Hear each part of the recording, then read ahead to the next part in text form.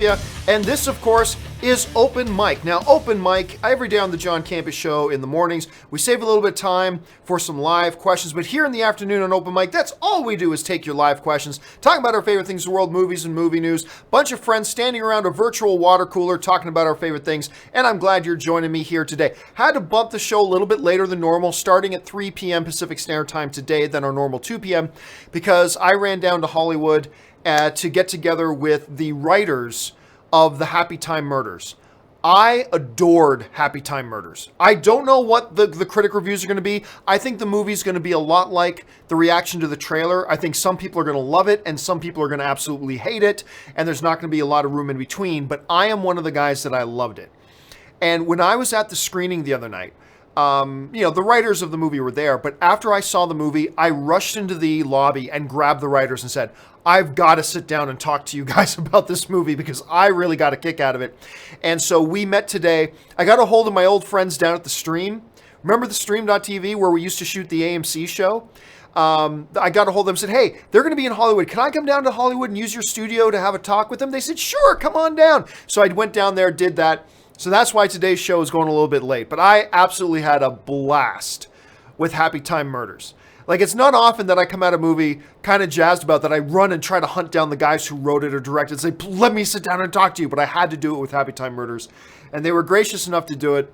And we did that today, and it was a good time. So anyway, keep your eyes over that. I'm going to play a segment of that interview on tomorrow morning's The John Campea Show. And then I'm going to run the whole interview on my channel. Like, I'll drop the whole interview on my channel, but first I'll play a segment of it on the John Campea Show tomorrow, and I'm really looking forward to that. Okay, anyway, it's we got to get around to some live questions. Just so you guys know, I'm going to cut today's show a little bit short, just because I got to get ready for the Weekly Hero today. Yeah, I know, I'm still calling it the Weekly Hero. We're going to change the name, but I still haven't come up with a name. Me and Robert still haven't come up with a name that we feel comfortable with yet.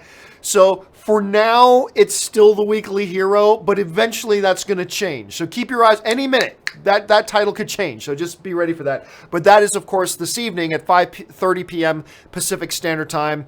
Of course, that's 8:30 p.m. on the East Coast. Okay, so now let's get into today's live questions. And the first live question today comes to us from Vinder Singh, who writes, hey, John, did you ever watch the 1980s animated series called Ulysses 31? It was one of my favorites. I have never seen it.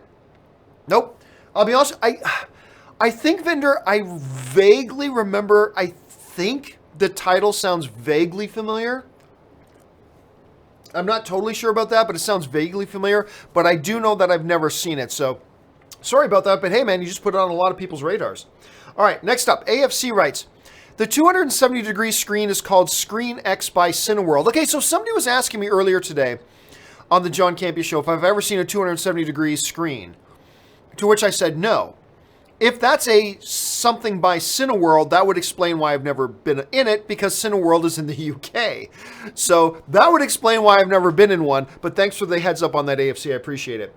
Adamus95 writes, finished season 4 of The Flash, and honestly, the worst season of television I've seen this year. Terrible villain and plot combined with awful effects. Well, I don't mind the effects. It's television. I mean, I just accept that a lot of the effects on a lot of these shows are not going to be, movie quality. Okay, so let's just, especially since this is a CW show, they don't have the world's biggest effects budgets, right?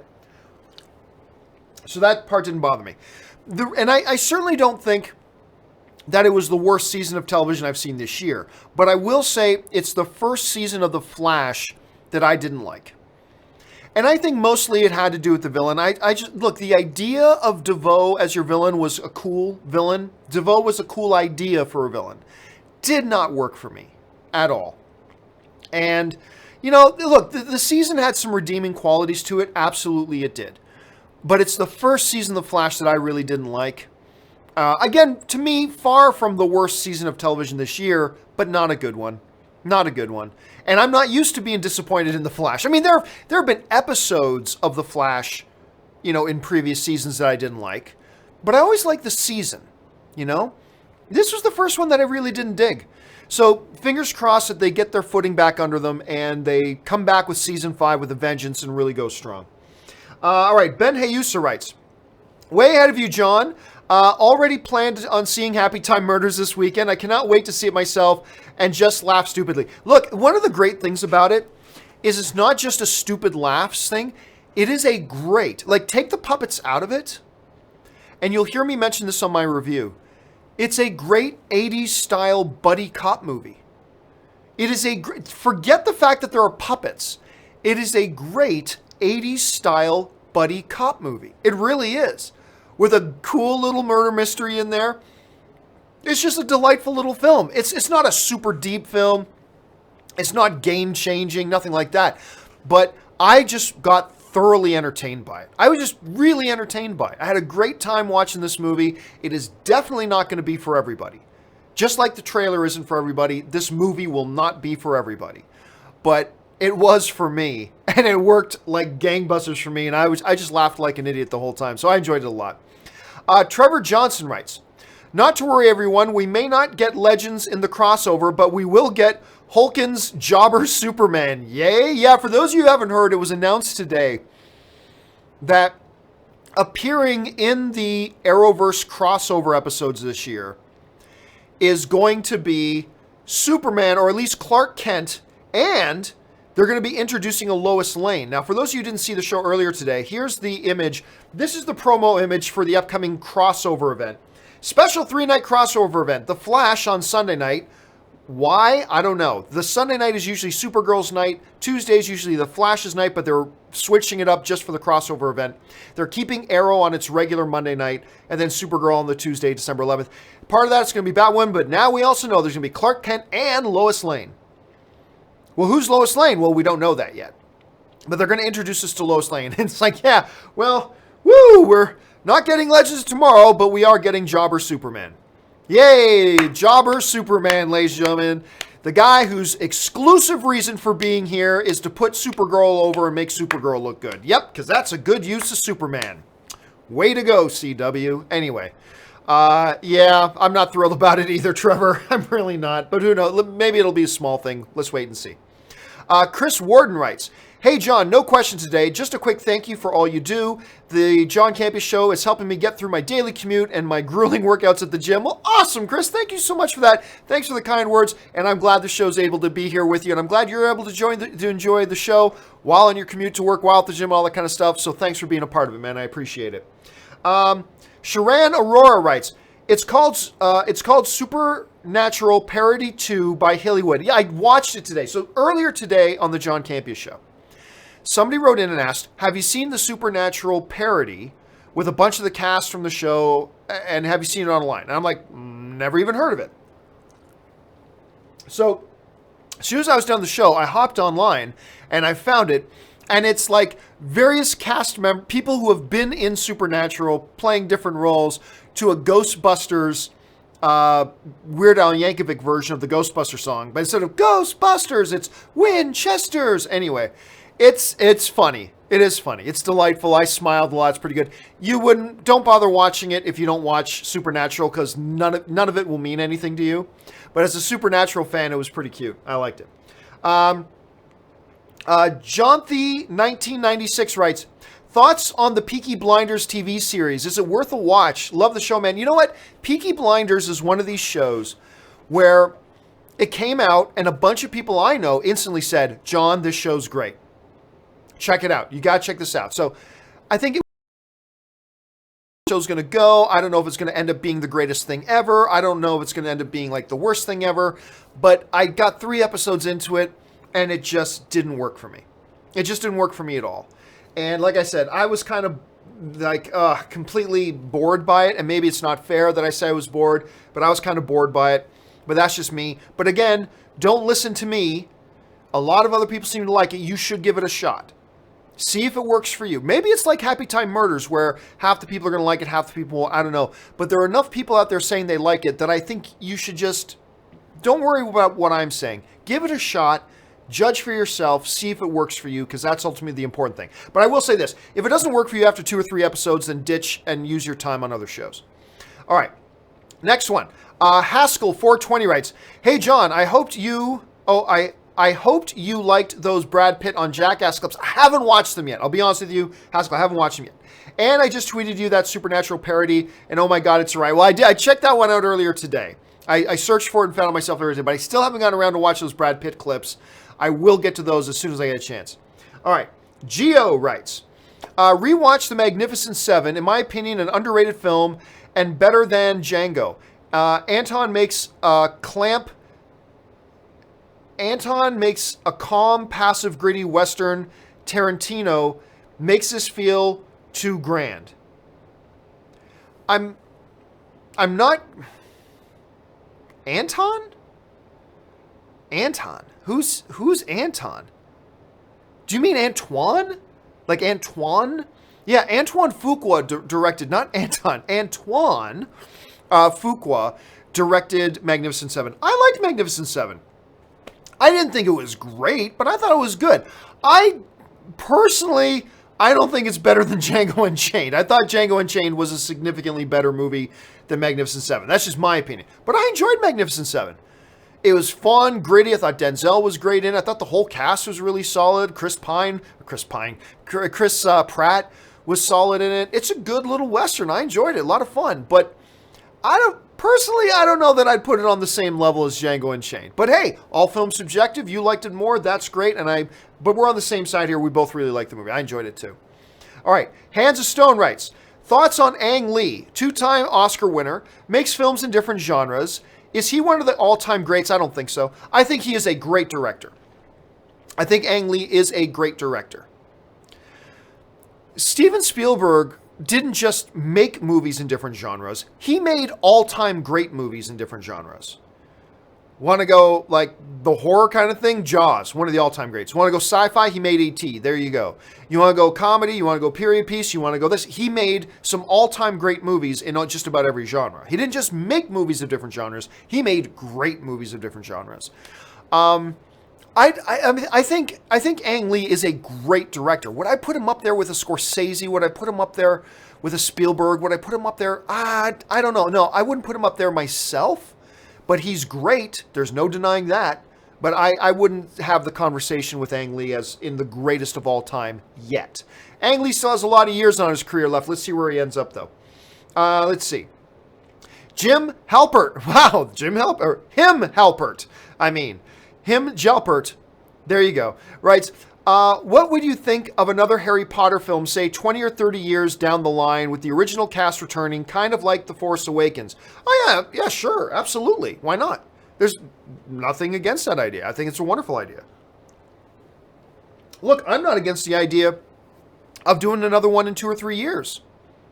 Revisiting the characters now that they're adults, now that they're all I have no problem with that. 20 to 30 years down the line, sure, why not? I don't see why you would have to wait that long, though. Especially when you got all the cast, and they're not all super busy, but you got all the cast still around today. Take advantage of it. I say 3 or 4 years. 3 or 4 years from now, go on out, make another Harry Potter film with all the original cast members. I think it would be great. I'd check it out. And I'm not even a major Potterhead, and I would check it out. Let's see. Zach Bartron writes, do you have any favorite music documentary? Mine would be Anvil, the story of Anvil. Such a sad but hopeful story. If you have any in that chat, if you or any in the chat haven't seen it, I highly recommend giving it a watch. I have seen Anvil, the story of Anvil. I like that one. My all-time favorite music documentary is, and there's an argument to be had whether this is a music documentary or a concert video it's listed as a documentary. It's Rattle and Hum. The U2 documentary Rattle and Hum that kind of follows them around and really gives you a sense, not of the story of U2, but a lot of sense of the travels of U2, this what's behind U2, a look into the soul of U2, whether it's them doing stuff with B.B. King, which is awesome. When they were doing When Love Comes to Town, there's this part in the documentary where they get together with B.B. King and they're sitting down working out the chords and they're working out who's playing which parts and blah, blah, blah. And then it ends with B.B. King at a U2 concert with them surprising the audience and B.B. King coming out on stage and playing and singing When Love Comes to Town with U2. It's awesome. Or when they went into New York and they're with this in this old church with this gospel choir singing "Still Haven't Found What I'm Looking For." Love that. When they just so much stuff. Yeah, my all-time favorite music documentary is "Rattle and Hum" by U2. So that's my personal favorite. Zach follows that up with, "You going to catch IMAX showing of 2001: A Space Odyssey this weekend?" Nah, probably not. I have an incredibly busy weekend this week. So, first of all, Friday night is the annual Academy of Web Television Awards. Is this Friday night. The IAW TV Awards is this Friday night. It's being held at the Skirball Center in Los Angeles, California. And I am nominated for 2 categories. I'm up for 2 IAW TV Awards this year. I am up for Best Host and for the John Campea Show. And the John Campea Show is nominated for Best Live Series. So, yeah. So now I have 2 IAW TV Awards here in my office. Oh, you can see one right here, this silver thing. That's one of them. So we won. One was with, they were both with AMC. We won Best News Series one year. And then the following year, we won Best Live Series. This is the first time I've been nominated on my own. So I'm pretty excited about that. So yeah, that's this Friday night. Then Saturday and Sunday, I have about 5 companion videos I need to make. I'm behind on my companion videos. And I know I'm not going to get to all of today's questions, so that's going to just add to the list. So I got to make like 3 or 4 or 5 companion videos this weekend. Plus, I've made promise to my wife that we're going to go see this live stage show of Waitress, so I've got to go see that. I've got friends coming over on Sunday. It's going to be tough. So no, I'm not going to be going to see 2001: A Space Odyssey in IMAX, unfortunately. But I know a lot of people will, and I know a lot of people are going to have a really good time doing it. All right. Devontae Brown writes, "Wow, disappointing. Evidence finally leaked, proving Asia Argento lied about relations with that kid. Also sad that the usual outrage is staying quiet. Your take?" Disagree. Look, the very fact that I know what you're talking about is proof that it's not being talked about. The very fact that I know what you're talking about is proof that that people are talking about. So hold on a second. Just want to check out, see if there's anything new. Now, I don't think there's been proof. Oh yeah, there you go. Yeah, photo proofs come out. Well, that came out 1 hour ago. So Devontae, I don't know what you're expecting to happen in an hour. Give it some time. So those of you that don't know, Asia Argento, it came out that she paid off the family of a 17-year-old. It wasn't a 10-year-old. It was a 17-year-old dude, but that is under the legal age, which is statutory rape. And this has all been going on. And apparently now pictures of her with the kid came out. So there's that. So, I mean, look, I don't know if he was 3 months away from being 18, in which case it's perfectly legal and everything's good. I don't know. But I'm just going to challenge you on that and say the very fact that we all know what you're talking about shows that people are talking about it. And I got a feeling now that pictures have come out, you're going to hear a lot of people talking about it. You're probably going to hear a lot of people talking about it. So, yeah, I wouldn't, again, like I'm looking at, this came out an hour ago. So I don't know how much coverage you expect there to have been in the last hour. So give it some time. You're gonna hear some people talking about this. Like, I just typed in Asia Argento, and all the headlines across the top of Google are photo of Asia Argento with 17-year-old actor surfaces. That's from CNN. The next one's from People Magazine. Asia Argento accuser Jimmy Bennett breaks silence on sexual assault. Los Angeles Times, next one. Actor accusing Asia Argento of sex abuse says trauma resurfaced when she accused others. So clearly it's being talked about. That's all the headlines across the major outlets headlining right across the top of Google. So they're talking about it. This is not an issue I have talked about for anybody. It's not the movie business. I've just been kind of staying out of it. Like whether it was with what's his asshole name? Harvey Weinstein, whether it was about Kevin Spacey. For the most part, I just don't talk about the stuff because I don't think anybody on my shows wants to hear it talked about. So I'm probably not going to talk a lot about the Asia Argento one because I haven't talked about the other ones much either. But I'll let everybody else is talking about it for good reason. But yeah, Devontae, everybody is talking about it, so I don't know where you're coming from with that. Let's see. Sebastian writes, whatever happened to that solo rug you showed at AMC? Oh, yeah, I still have it. I think it's buried away in my garage somewhere. Ann and I recently moved. Like a couple months ago, we moved. I just honestly have nowhere to put it right now. So I've got, what he's talking about is, I've got this rug that is, and it's rectangular in shape, this long rug, and it's about 6 feet long or whatever, and it's Han Solo frozen in carbonite. That's the rug. It looks awesome. I love it. But I still got it packed away in my garage right now. I haven't unpacked it yet. John Early writes, just wanted to say that my surname is pronounced Early. Well, there we go. I think I said it right. I butcher names all the time, but I think I might have actually said your name right, John. Sebastian writes, my movie priority, 1 writing, 2 cinema, 3 actor. You. What do you mean cinema? Your movie priority, 1 writing, 2 cinema, 3 actor. I have no idea what you're talking about. At least with cinema, the director is always the top priority. Always, always, always, always, always, always, bar none, director is the top priority.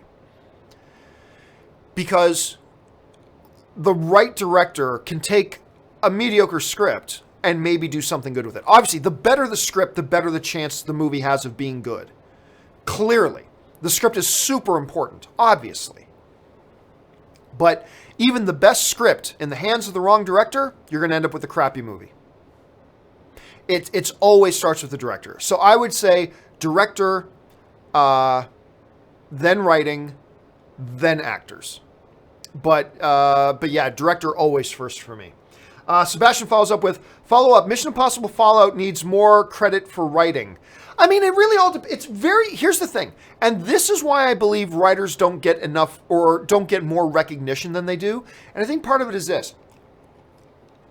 You and I will never really know how much that we saw on screen was directly taken from the pages of the script, and what things and what nuances and what tones and and all that kind of stuff, even scenes and lines, how much of that was then developed by the director. And you and I will never know the answer to that. So I think that is one of the really big unfortunate realities about why writers who deserve far more recognition than they get, why writers don't get more recognition, is because the reality is a lot of us don't really see how much of that script and how much of a translation to the screen that was and how much did the director alter it or whatever. But it's a tricky thing. But I mean, it's good to bring up because writers are underappreciated. They very much are. Nathan Oswald writes, the Waterworld show at Universal Studios Hollywood is very impressive to say the least. Every time I see it, I get chills from the intensity of it. I've always liked it too. You know what? I believe it's closing down. At least the one here in Hollywood. I believe that the Waterworld show that they put on, which is great. If you get a chance to see it, see it. But I believe I heard it's going to be ending. And they're going to be putting in another attraction in that spot. And I get it. Waterworld is plenty old now. Probably most people who visit Universal Studios Hollywood haven't even seen Waterworld at this point. So I get it. But if you do get a chance to go and see that show before they close it down, you should go check it out because it's actually really fun. It's really fun. Sebastian writes, Happytime Murders. I'm assuming your embargo is up as I'm typing. It might be my last movie pass purchase, but I'll spend at AMC. Alpha also. I have A-list, but remember, MoviePass shut 20 AMCs out. Karma. Well, there you go. Yeah, absolutely. Kind of like I mentioned earlier, the embargo is up. I will do my review tomorrow. I was aiming to get it done today, but I had to go into Hollywood. I was there for a lot longer than I thought it would be. So I'm just going to do my review as a part of the John Campea show tomorrow. But yeah, I like Happytime Murders very much. I had a blast at it. I had an absolute blast. I smiled and grinned and chuckled and laughed the whole way through. I just had a really good time with it. Melissa McCarthy's really good in it. Maya Rudolph's really good in it. The puppetry was great. It's well written. I talked to the writers today. So well written. I mean, it's a great, fun, entertaining movie. That will not be for everybody. So understand, John Campea ain't guaranteeing you'll like it because it ain't for everybody. But it worked for me, and I had a great time with it. Rami J. Royster writes, enjoy the scene where Nicolas Cage punches a woman out in a bear suit. The Wicker Man is so laughably bad that it's good. Man, you ain't wrong, dude. You ain't wrong. That movie is so terrible. That movie is so very, very terrible. So awful. I mean, it's just, I would love to sit down one day with the director and just go through the film with them and then hit pause every couple of minutes and say, now, what were you thinking there? When you did this in the movie, I'm just curious, what were you thinking? I'd be very, very curious to know what his thought process was in going through that film and the scene by scene breakdown. I would love to go on a scene by scene breakdown with the director of that movie and say, what? Just pick his brains a bit. What were you thinking? Because, woo, there are a lot of special moments in that movie, man. A lot of special moments. Barth Revan writes, the Star Wars show on YouTube just plugged D23. Do you think we'll get some sort of Star Wars announcement there, or is it just Disney plugging Disney? Oh, it's just Disney plugging Disney. I have no doubt there's going to be Star Wars information given at D23. It's D23. It's the Disney show. So absolutely they'll talk some Star Wars. I have no doubt about that. How much, how little, how big of announcements, whatever. But that's irrelevant. Remember, that Star Wars show is owned and run by Lucasfilm, which is owned and run by Disney. That's Disney plugging Disney. So yeah, make no mistake about that. It's definitely Disney plugging Disney. And there's nothing wrong with that. Let's see here. Where was I? We just had the big jump. La la la la la. Here we go. Nathan Oswald writes, no, you mustn't read from the book. Is that the Necromonicon? Is that the... Oh, I'm sure I'm mispronouncing the word. Is that from Evil Dead? Is that the line from Evil Dead? Or am I thinking of something else? I think it's from the Evil Dead, but I might be wrong about that. History Soup writes, Flash Sunday move because Batwoman's on Earth 1. I don't see what that has to do with anything. I don't see how that has to do with anything. Now, Supergirl is not on Earth 1, but I'm assuming she's coming over to Earth 1. So you can have the Supergirl show and just have Supergirl coming over to Earth 1 for the episode and do that. So I know it's a possibility. It's a possibility, History Soup, that you might be onto something there. I still don't see how there's a need for that because Supergirl can just come over to Earth 1 and that's where they encounter Batwoman. So, I don't know. We'll have to see. It's not a bad theory. Dirk the Diggler writes, hey, John, I think I know what the big announcement is. You are going to have a radio and or TV show. Nope. I don't know how much I can say. You know what? Next week I will have more information. Next week. And I promise, even if... Look, I've explained this to you guys before. I am in negotiations right now with an entity. And they have made me a certain offer. I have gone back to them and said, I would accept this offer if condition A, B, C, D, and E are met. So far, I haven't heard that they have any problems with A, B, C, D, or E. Now, maybe they will. Maybe they'll come back to me and want to discuss more. Maybe there'll be some sticking points, whatever. If they can agree with my conditions, A, B, C, D, and E, I'm going to accept their offer. The John Campea Show will still be around. Don't get me wrong. Some things will look a little different. I can't give too much away. But I will tell you this. Even if this deal does not happen, I will let you guys know next week what it was. Okay? So I'm thinking next week I'll be able to tell you guys everything. Either because, hey guys, I just signed this deal and this is happening, or they can't meet my conditions and I turn it down. And even then, I will tell you guys what this all was.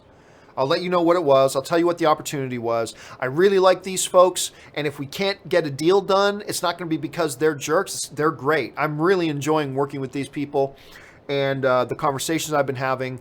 And they're great. And even if I don't take the deal, they're still great. And I'll be more than happy to share all the details, but that's got to wait till at least next week. So keep your ears open. I'll let you know. But it's not me about having a TV or a radio show.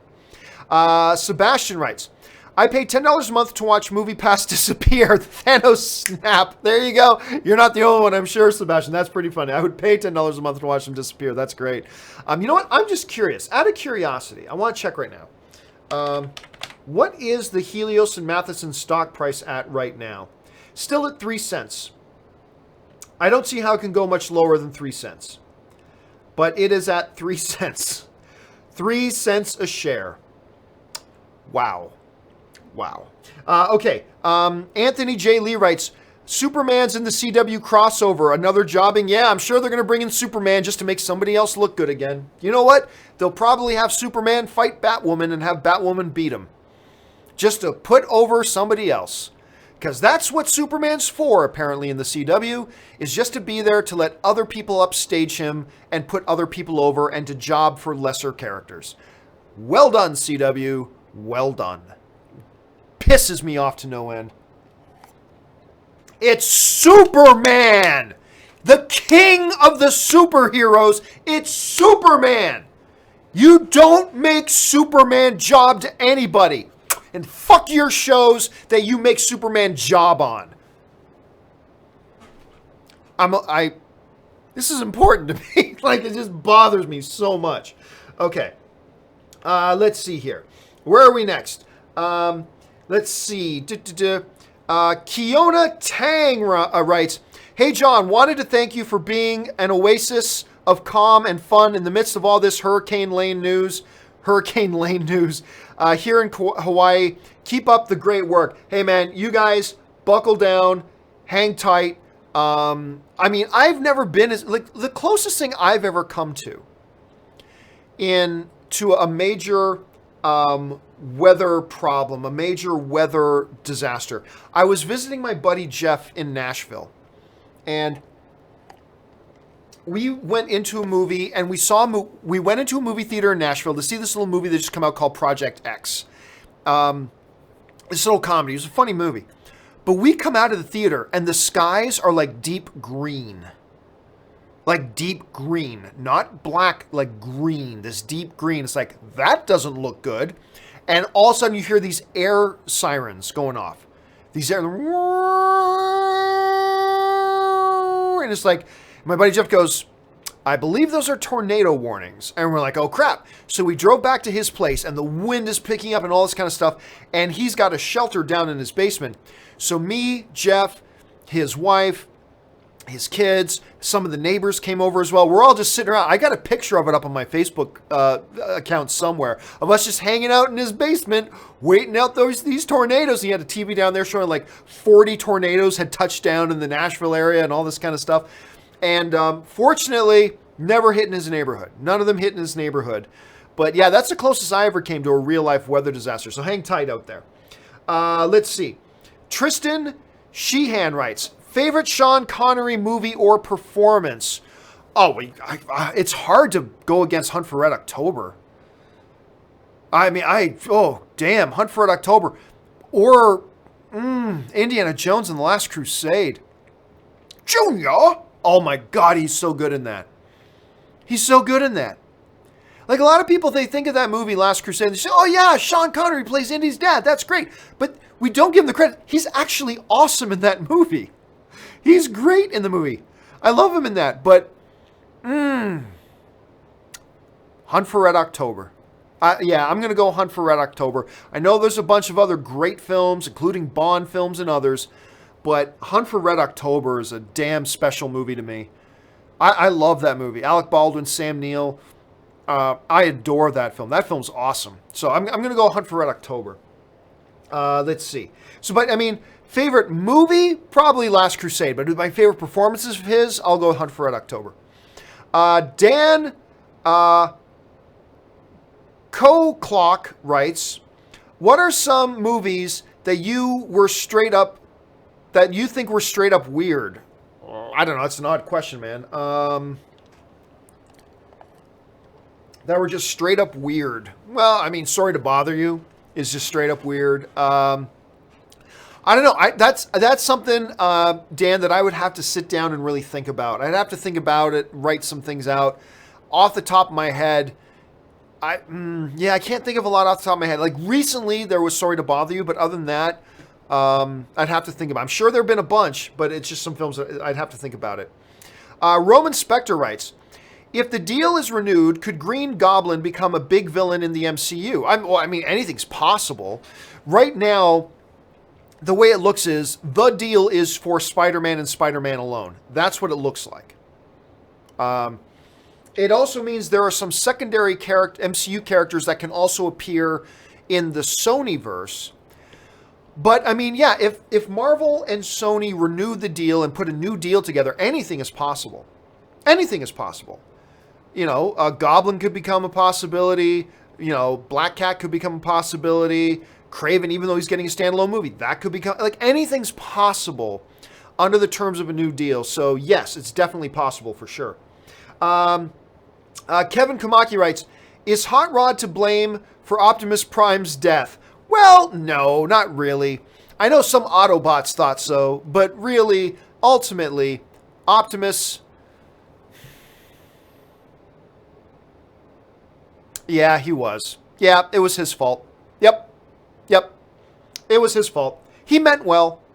Let's give Hot Rod / Rodimus some credit. He meant well. But yes, it was his fault. So yeah, I changed my mind on that. It was his fault. Ever Nolasco writes, favorite Friends episode? Ooh. Well, a lot of their Thanksgiving ones were really good. There was the episode with Brad Pitt.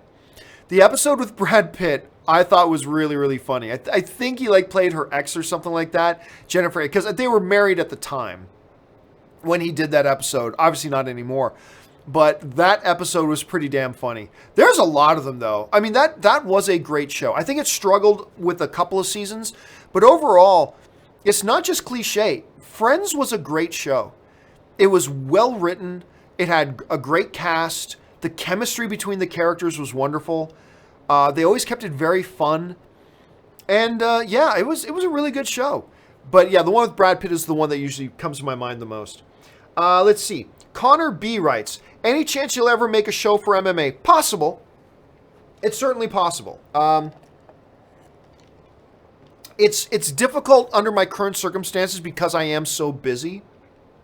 But I've wanted to do a show on MMA for a long time. If I ever get around to it, it'll probably start with UFC recaps. So like UFC 229, recap of that. You know, it'd probably start on monthly or something like that, right? So maybe I just have to find the right co-host and have some time, which is the big struggle right now is time. Let's see. Ever Nolasco writes, my boy JC, we lit up here. Good to know, man. Good to know. Thanks for sharing. Have a good time. Rick Cruz writes, John, I recently rewatched Man of Steel, and my God, why hasn't DC given us a Krypton prequel? It looked incredible. Zack made it look so awesome. Well, you know my feelings on that. I'm not big on prequels anyway. It did look great, and they set up the culture beautifully. Now, technically, there's a Krypton prequel right now. It's called Krypton. It's on television. It follows Superman's grandfather, so Jor-El's father, as a young man, and, trying to defend Krypton against an invading Brainiac. I like it. I think Krypton... Now, I was very pessimistic about the show, but I like the show. I think Krypton's pretty good. It's not great. It's not in the top 2 or 3 best comic book shows out there, but it's good. I've enjoyed it. I've liked it. And I wasn't quite sure I would. So it is kind of out there now. So you could check that one out, Recruits. You could check that out. Jesse Martin writes, what's good, John? You, my guy, for show. Thanks a lot, Jesse. Appreciate that. Did you get a chance to watch Disenchanted, the new Matt Groening Netflix? By the way, love your new girl, brother. And of course, I had the state plate there the other day. Just a couple more months and I get the new crown put in. Anyway, I did. At least I had the chance to watch the first episode. Not impressed. Take it back. I watched the first 2. I wasn't impressed. I had heard a lot of bad things about it, but I decided to watch it anyway. Sat down, watched it. I don't think I laughed. I don't think I laughed. Maybe I'll give it another shot at some point, but I telegraphed all the jokes. I knew like all the jokes that were coming. I telegraphed them all. They didn't hit. They weren't funny. I mean, and that's my only problem with it, is that it did not make me laugh. That's my only problem with it. I think the premise of the show's cool, all that kind of stuff. My only issue is it didn't make me laugh. And that's a shame because I love The Simpsons, I love Futurama, all that kind of stuff. But this did not hit for me yet. Here's hoping the show finds its stride. But right now, I'm not a big fan yet. Not a fan yet. Alex Kahn writes, why don't you think Nolan will direct the new James Bond? I kind of explained that kind of in depth earlier today, but I'll explain it again. Christopher Nolan needs to be completely in charge, or at least to a large degree. No director is ever completely in charge of their movie, but he's got to have a lot of control. Also, any movie that he's going to get involved in, he's going to want to go over the script. And when I say go over, I don't just mean read it. I mean probably get him and get his brother and sit down and do massive rewrites and really make it their story. And unless he's given a lot of that control and given a ton of time to do his story and rewrite things, then he won't do it. And I respect that. Juxtapose that against the reality of the current situation. The producers want to keep a little bit of a firmer grip on their franchise, and that's understandable. But also they seem very committed to making that November 2019 release date. There is no way they would be able to convince Christopher Nolan to come on board and give him enough time to do what he really wants to do with the script, which could be 3, 4, 5, 6 months, and make that release date. There's just no way. And unless they'd be willing to give Christopher Nolan that, and I don't think they are, then Christopher Nolan's not going to accept that, which I know for sure he wouldn't.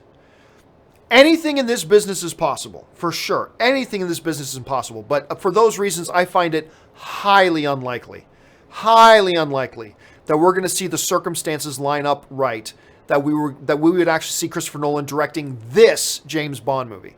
Another James Bond movie? Totally possible. But this one, I highly doubt it, unless the producers really change their minds on a bunch of things. But look, I think if they could have gotten Christopher Nolan to direct this film, they would have done it already. Right? I think if they legitimately could have got Christopher Nolan, I think you would have heard James Bond 25 being directed by Christopher Nolan before they ever got Danny Boyle. I think that's just the reality, right? Like, I love Danny Boyle, but you don't take Danny Boyle over Christopher Nolan. If they could have had Christopher Nolan, they already would have had Christopher Nolan. I certainly don't think that changes now. Recruit, but again, anything's possible. Recruit writes, why do most modern spoof movies suck now? Not most, all of them. I mean, remember the movies like Airplane, Naked Gun, Hot Shots. Why do they struggle nowadays? Because they forgot how to be funny. Like, you're right, there was a day when spoof movies are great. Spoof movies are awesome. And like you mentioned a couple, Naked Gun, Hot Shots Part 2. Oh, what was the one with Latrine with Val Kilmer? Why am I forgetting the name of that one? That one's one of my all-time favorites, and I'm freezing on the name of it anyway. But now they're all just bullshit. They're all just awful now. Like, and they've been awful for a long time. Like, for a long time they've been awful. They all suck now. And I don't remember seeing another one. I think, they just got so wrapped in this idea of just throw cultural references. Just cultural reference after cultural reference. Make Kardashian jokes and Britney Spears jokes and whatever else. Just make those. Everything's that, and it's just all shit. It's terrible. But hey, that's what we got these days. Marie Ciphering writes, what did you think of the movie The Place Beyond the Pines? I like seeing Ryan Gosling and Bradley Cooper together. I'll be back to watch tonight's show too. You and Robert Meyer Burnett make a great team. Thank you very much. I was one of the few people that didn't like it. I wasn't big on it. And I was late to it. Like, I remember I finally watched it about 5 or 6 days after it opened, and I heard tons of great things about it. Honestly, wonderfully performed movie. But it did not, the narrative structure for me just didn't work.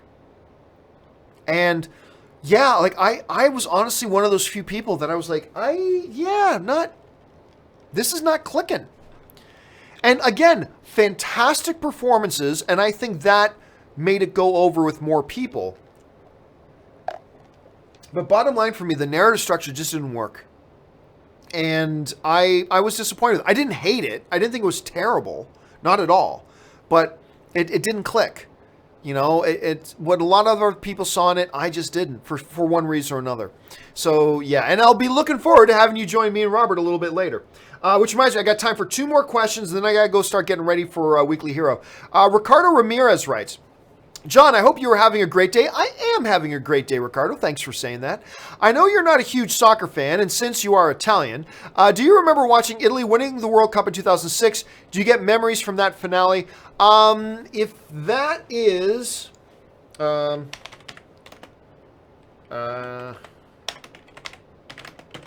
me just double check here. That's the one where it was won in penalties, right? That's the one where Zinedine Zidane did the old headbutt to the chest thing, right? I believe that was the one. What a bonehead move that was. What a bonehead. I mean, ZZ. Anyway, I remember that. Yes. I don't remember. I got to admit, I don't remember exactly where I was. I remember we were all going nuts, though. We were all going nuts. I was in Hamilton at the time when it happened. But... yeah, and then this year, Italy didn't even make the tournament. I swear to God, I thought that was a typo. Because I'm not a soccer fan, but I watch every World Cup so I can cheer for Italy. I break out the Italian flag, wrap it around, Forza Italia, all that kind of stuff. And they didn't even make it. I'm like, that can't be right. Italy is going to make the World Cup, and they didn't even make the tournament. Couldn't believe it. So Italy wasn't in it, the US wasn't in it, and Canada wasn't in it. So I had no reason to watch the World Cup this year. It was kind of sad and pathetic. Anyway, Jared Vester writes, save one, get rid of one. An American Werewolf in London or The Descent? Love the show. Oh, I save American Werewolf in London. It's my all-time favorite horror movie. The Descent is my second all-time favorite horror movie, but it is my second all-time favorite horror movie. My favorite is American Werewolf in London, so I would definitely keep one. That's the one I would keep, and I would get rid of The Descent. I don't want to get rid of either of them because I cherish them and I love them both. But since American Werewolf in London is my all-time favorite, I'm going to be keeping American Werewolf in London. All right, guys. That's all the time I've got for today for Open Mic. I got to go and start getting ready for the Weekly Hero that starts in about an hour and a half. Make sure you guys are here to join me and Robert Meyer-Burnett. He's, of course, bringing a couple more hot toys today. Very excited about that. Yes, for Roy L. and everybody on down, there's just a few questions left. But don't worry, guys. I'm going to take those questions. I will add them to my document. They will get answered in an upcoming companion video, so they will get addressed. Thank you for sending those questions in, and they will be answered. All right, guys. That will do it for me for today. Thanks a lot for joining me. Again, I'll be back at 5:30 p.m. Pacific Standard Time. That's 8:30 p.m. Eastern Standard Time with me and Robert Meyer-Burnett. Fact checker Jonathan will probably be here as well for the Weekly Hero. At least that's what it's called for now until we change the damn thing. All right, thanks for being here, guys. My name is John Campea, and until next time, bye-bye.